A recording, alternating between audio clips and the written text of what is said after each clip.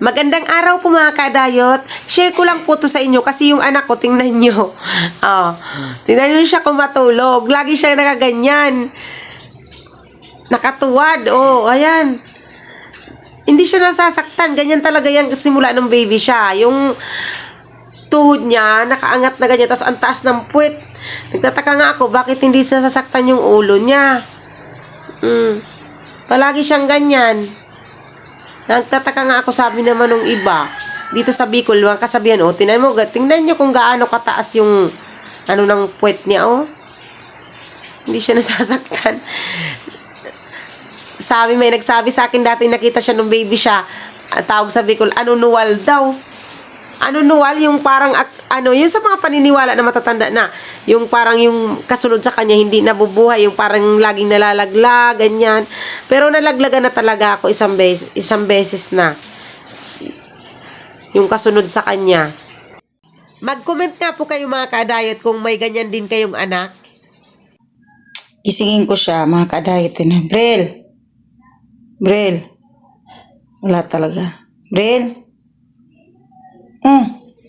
Bakit ganyan ka na naman matulog? Ah? Ay? Bakit ganyan ka matulog? Ba't ganyan ka matulog? Masakit yun sa bra. Di ka nasaktan? Di ka nasaktan?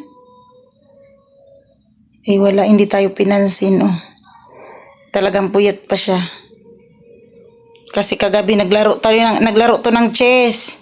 Kaya pagod na pagod yung utak niya kalalaro ng chess. Kaya ayan, oh, ginising ko na, tumayo, ay umupo, tulog ulit. Gising ka na, buboy. Ay, bunso, gising ka na, love. Ayaw mo pagising? Tutulog ka pa? Ha? Tutulog ka pa? Hay na. Hi. Uy. ay, mga kadayat, gising na si Bril. May smile ka na. Good morning, guys. Good morning, guys. Lakas, good morning, guys. Good morning, guys. Tutulog ka pa ulit? Bakit ganyan ka matulog? Day masakit braso mo? Day masakit braso mo? Tinutukod mo?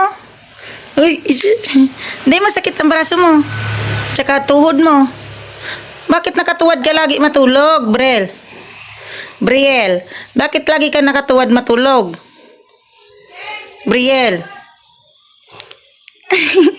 Simula baby ka pa lagi ka nakatuwad matulog, di ka nasasaktan?